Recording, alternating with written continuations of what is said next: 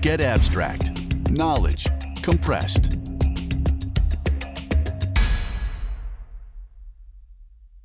Proper coaching benefits the coaches and the employees they coach, and it teaches them a variety of skills, from improved communication to more effective team building.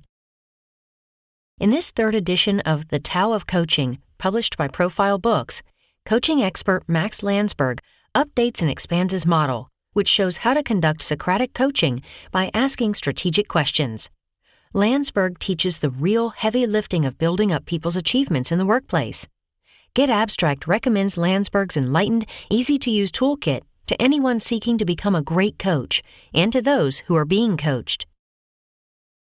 To become a good coach, heed 20 lessons. First, you need a following. Your effectiveness as a manager derives from your ability to nurture, develop, and retain talent. Employees prefer to work for organizations that have strong coaching cultures. You can no longer simply tell someone how to do a job. You must coach and mentor staff members. Managers who are determined to excel also seek coaching for themselves. Team members should teach and learn new, worthy skills and habits from each other. If you become a great coach, people will want to work for you and with you, and your relationships will improve. A second lesson is to ask questions. Asking the right questions will help you guide the people you're coaching to discover their own best answers about the task, the time frame, and their own skills.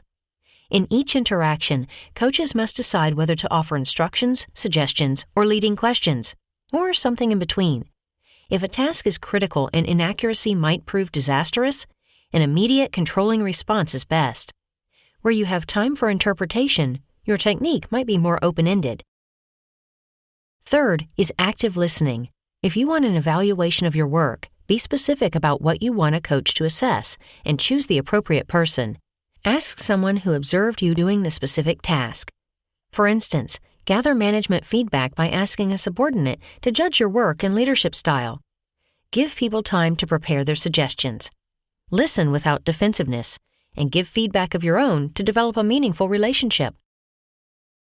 The fourth lesson is that good coaching is also beneficial to the coach. Investing 10 minutes daily in coaching usually ends up creating extra time every day for you, because it helps your team members become more independent and more competent. To be a genuinely helpful and first-rate coach, know yourself. Honing your interpersonal skills leads to better customer and client relations and a more devoted team. The fifth lesson is to guide, not judge. Share specific positive reactions whenever possible. Constructive feedback should focus on observable facts and behavior. The backbone of your comments should be what the employee does and says, not what you construe he or she may be thinking or feeling. Avoid negative feedback and never describe a perceived shortcoming without offering a resolution. The sixth lesson is to be organized.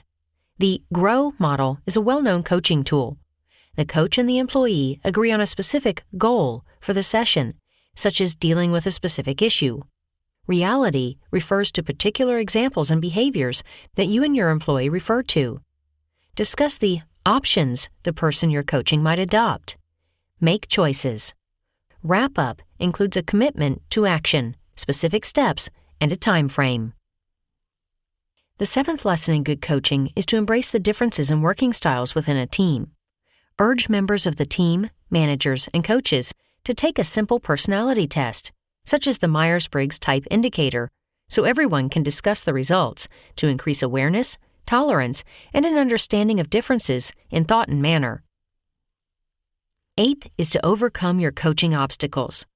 The first person you coach is always yourself. If you are reluctant to be a coach, try to understand why. What matters is finding and using the right technique to lift yourself out of this rut. The ninth lesson is that instant payoff coaching can be successful, but only if carried out well. Try this technique to keep things moving. To break a logjam in as few as 5 minutes, ask the employee in charge to list all the problems and to assign accountability for each roadblock. The coach and the employee can then fashion a strategy and plan for it to unfold within a given time frame. Teach employees that solutions they can embrace are always available, no matter how apparently insignificant they seem. 10th is to evaluate employees' wills, as well as their skills, accurately and without prejudice. Adjust your coaching style for each person and task to achieve an evaluation that you and your employees can agree upon. The 11th lesson in good coaching is to build trust in employees who hesitate. Examine their reasons for resisting. Suggest multiple coaching options to help build trust. Only in the most extreme cases should you suggest having your team member work with an alternative coach. 12th is that you can only motivate others if they can see you. Try to determine which cycle, whether positive or negative, an employee is currently experiencing. A negative cycle of inertia displays itself as a lack of self-assurance, uncertain social communication, lackluster performance, and unsatisfying feedback. Coaching will come more easily for workers in a positive cycle when they feel confident, motivated, and seek approval. Learn what inspires your team members so you can elevate them psychologically when they need it. The 13th lesson is to expect cultural differences. Organizational and national cultures differ significantly in their attitudes. When working internationally, make allowances for these differences. Your top priority is creating shared team outlooks and goals. 14th is to know how to form a good team. Leaders must present clear and doable objectives, provide for changes and feedback, and review the team's and each individual's performance on an ongoing basis. The 15th lesson in good coaching is to use questions that reframe. This enables the employee to consider the issue from a different vantage point. Your challenge as a coach is to find the right words and conditions to fuel that new vantage point. 16th is that coaches use discernible facts, not just feelings. Coaches are not psychologists or therapists.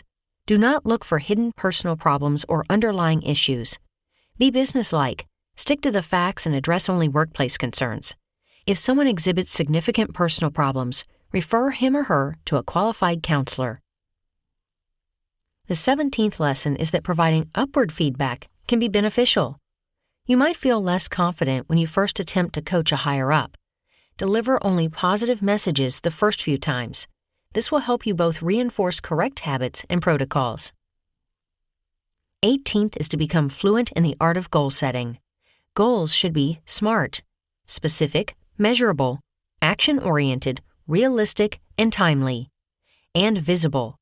Encourage employees to state their goals publicly and write them down. This enables each person to build his or her consciousness about a specific goal and to construct and follow steps to its fulfillment. 19th is to mentor and be mentored. Although mentoring and coaching are similar, mentoring creates and sustains a broader and deeper relationship. You may become close friends with the person you are mentoring and discuss many generalized personal issues. Listen, provide encouragement, and serve as a role model, applying all the techniques you would use as a business coach. The final lesson in good coaching is that the effects of good coaching can be more influential than you might think. A well-rounded coaching strategy should include asking for and getting feedback on your performance. Consider what you hear and what you learn.